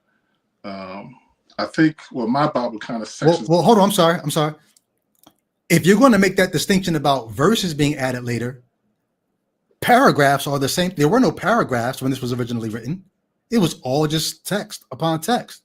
There weren't paragraphs then. So I'm not sure where you're going to make your division of thought at, but go ahead. So I think I would disagree that there's no paragraphs, because I think what I mean by paragraph is there's a pericope. There's a no. my old Black Baptist was rising up when you said pericope. No. What I'm saying is that there's a topic sentence, there's some supporting sentences to that topic sentence, and then there's a conclusion to what the topic sentence was talking about. Once it switches topics, that is a new paragraph. That is a new idea. Now, we can say there's no paragraphs at all, but I'm just saying there's a train of argumentation, or there's a line of thought that follows and switches based on the conversation. Okay. If I accept that, so show me where you're going to apply that to this passage. Okay, yeah. So when it gets to 17 through 19, it's talking about this new heaven and this new earth, right? But then 20 is like giving characteristics about this new heaven and new earth. So no more shall an infant from there live but a few days, right? Now, why would he say, wait, what am I looking at? No more shall an infant from there live but a few days, nor an old man who has not fulfilled his days. For the child shall die 100 years old, but the sinner being 100 years old shall be accursed. They shall build houses and inhabit them. They shall plant vineyards and eat their fruit. They shall not build and another inhabit. They shall not plant and another eat. For as the days of a tree, so shall be the days of my people, and my elect shall long enjoy the work of their hands. So I don't think he's still talking about the new heaven and the new earth at this point. I think it's Why going not? to the continuation of the judgment, because this chapter 65 is about God's judging people. So I don't think I think there's a Okay. change. So you at least agree, though, that in verses 17 through 20, we're talking, well, maybe you don't agree about 17, but you at least agree in verse 20, people are dying, right? People are dying, but they're in 21, Because people are building houses and planting vineyards. And so what does it say? They shall build houses and inhabit them. They shall plant vineyards and eat them. So hold on. I'm sorry, real quick. They're building houses. Where do you think these houses are they being built? In the new heavens and the new earth, the new Jerusalem? I don't believe so. Okay, why not? Because I'm going to read it again in the New King James, because the good thing about what you did with the New King James, it's even more explicit about what's going on. Right. Okay. So I'll read it again. Verse 20, never again will one of her infants, talking about Israel, the people, never again will one of her infants live just a few days, or an old man die before his time. Indeed, no one will die before the age of 100. Anyone who fails to reach, I'm sorry, did I switch to New King James yet? I thought I did. That still sounds like NET. Hold on. All right, yeah, New King James. No more shall an infant from there live but a few days, nor an old man who has not fulfilled his days. For the child shall die at 100 years old. You'll be young when you die. If you die at 100 years old, the child shall die at 100 years old, but the sinner, being 100 years old, shall be accursed. So if you die at 100 years old, something's got to be wrong with you. You don't think this is talking about the new heavens and the new earth anymore? I'm sorry. Let me correct myself. I think 17 through 19 is talking about the new heavens. 20 to 25, I believe, is talking about the new earth. So when it's talking about planting vineyards, because heaven isn't the end goal. There's going to be a new earth as well. So I think Revelation told us that. Yeah. So when there's planting and things like that, I believe that's on the earth. Right, but Revelation told us that. So Christians always talk about going to heaven. We're not supposed to be in heaven. Even in the New Testament, you're not going to heaven. There's a new earth. So the fact that they're planting vineyards and building houses on the new earth doesn't mean that there can't be dying on the new earth. Isaiah is talking about what's going to be happening on the new earth. There's going to be a new heavens. Heavens is the place where God dwells, and a new earth where God's people dwells. Right. So let me ask you a question. Who's the audience in Isaiah? It's Israel. Who's the audience in Revelation? That's why I said the New Testament makes hash of the Old Testament, because what's happening in the New Testament is, for the sake of Christians, New Testament authors are borrowing all the Old Testament language and doing something completely different with it. What do you think that they're doing different with it? The promise in Isaiah 65 is to Israel. The new heavens and the new earth is a promise to Israel. Yeah. What happens to that promise? I think the promise is fulfilled, but I think Isaiah is communicating one thing, and I think John is communicating one thing. So in Revelation, John is writing a letter to the 7 churches, right? And then it's meant to be, this Revelation is meant to be read aloud and spread. So it's different people group for the actual letter. And so again, that's why I said we got to remember that we're reading the Bible is 60, a collection of books. And so it isn't just Revelation said this, and Isaiah said this. It's a contradiction. It's not necessarily a contradiction. It's just a different telling to a different audience. That is not to say congruent. It is to say that Isaiah specifying a glorious new creation from his point, from to his audience. John is relaying what he sees in the vision to his group. The question I asked a minute ago was, are they talking about the same new heavens and the same new earth? Yes, I believe that, and I do believe Okay. that there will be no more death. But who is he talking to that's not going to die? He's talking to the children of God. You're not going to die. Remember, so this book isn't for everybody. This book is for believers. Is Isaiah's prophecy still going to come true? I believe so, because I believe in what the Bible said. But here's the thing: if Isaiah's prophecy is still going to come true, in Isaiah's prophecy, people are going to be dying in the new earth, the new heavens and new earth. The whole people are going to be dying there. And the same language that he uses, John changes it to say there's going to be no death. See, I'm struggling to say he's changing it. He just doesn't mention it. He doesn't mention the death. That does not mean he has changed the language. And so that's what I'm saying. We reference Old Testament. There's one way. Go ahead. Old Testament references Old Testament, but it is not necessarily a word for word copying or miscopying from your point of view of a text. Are you saying that there may be a possible miscopying, and that's why John is saying something different than? No. I'm saying because we have two different authors. One talks about the new heavens and the earth, and he mentions the death that will happen with sinners. I think John, who's writing Revelation, is talking about new heavens and an earth, and he's talking about to the churches, to the believers, that there will be no death for you. So will there be sinners in the new heaven and new earth? Huh? Will there be sinners in the new heaven and new earth? Well, according to Isaiah, it appears. No. According to Revelation, will there be sinners in the new heaven and new earth? Revelation doesn't mention sinners in the new earth. Okay. It does. Do you think that there will be sinners in the new heaven and new earth? If I take Isaiah at his word, then yeah. If you take John at his word, will there be? John didn't mention sinners.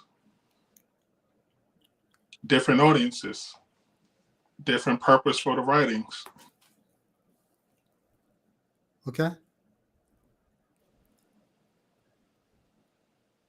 Yeah. So there's one way to reconcile it. I'm wondering if you're because kind of what you're saying is, to the Christian that enters the new heaven and new earth, there will be no death for them, but to the audience that Isaiah was writing to, the Israelites, there will be death for them in the new heaven and new earth. So you almost have this bifurcation.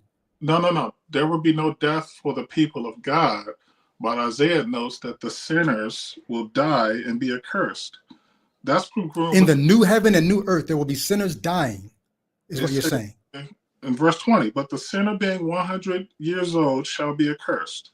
Right? Where did it mention dying? For the child should die 100 years. And so Isaiah mentions death in the new heaven and earth, but just because John doesn't mean that they're incongruent. It just means that John says there's not going to, the death will be no more. So how are people dying if death is no more? Because the audience is different. What John is writing to, death is still death. No, hear me out.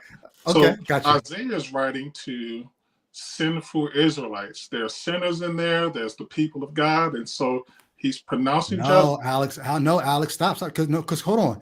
One of the things that you're leaving out is this is the same God who says, in that day, I will put my laws within their heart. I will give them a new heart.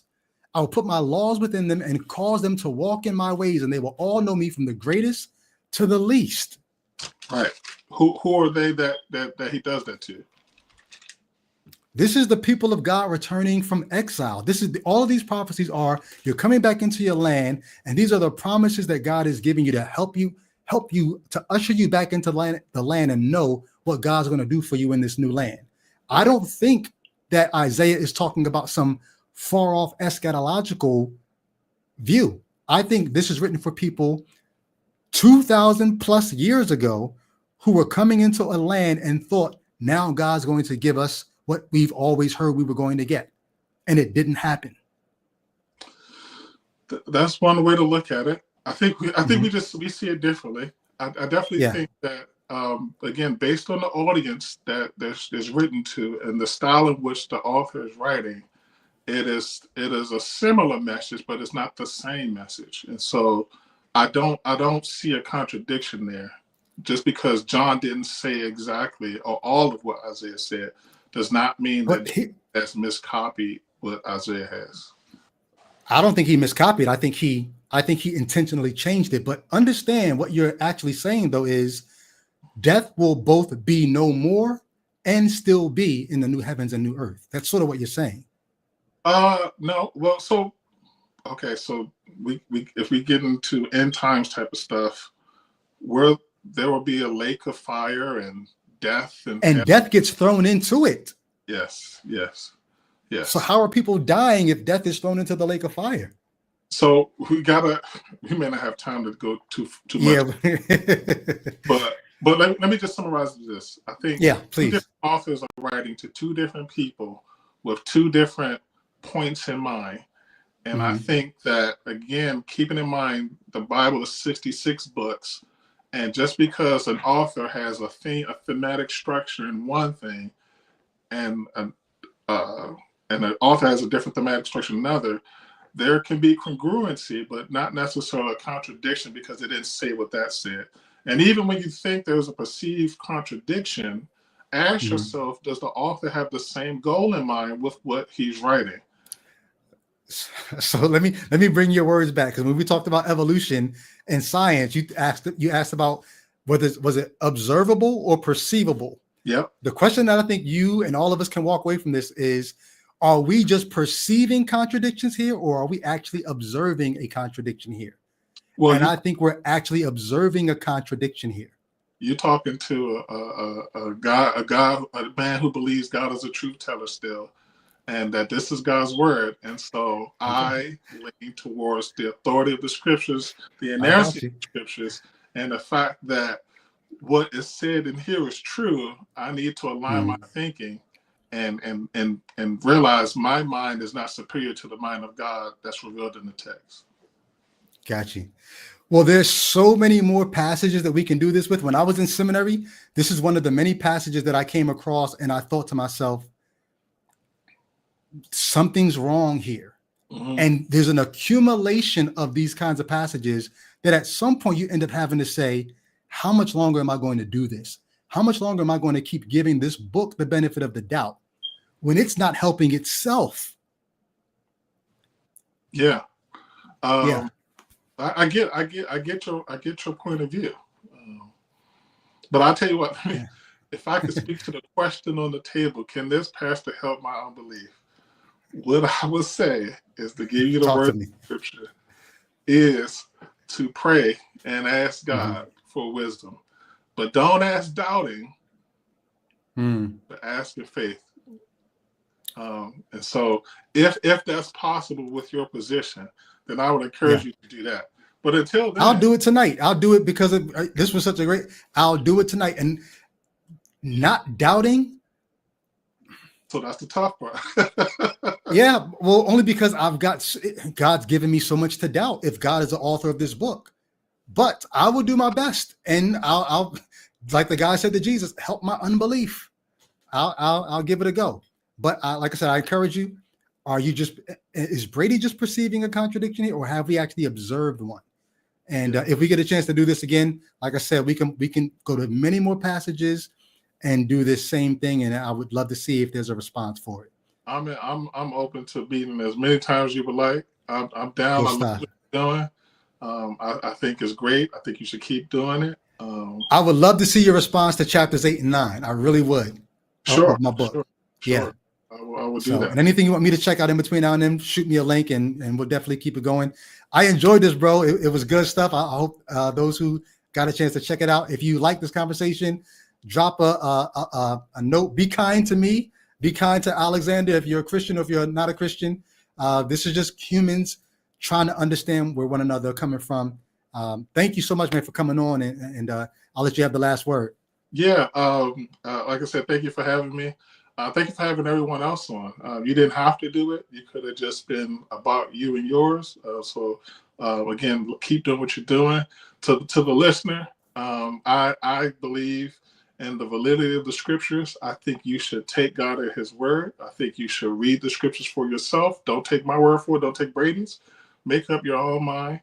Follow the evidence where it leads. Ask questions. Challenge your presuppositions. Challenge your points of view. I think it is good for the believer. I think it strengthens the believer. And I believe that God has ordained that those who will come to him will come to him.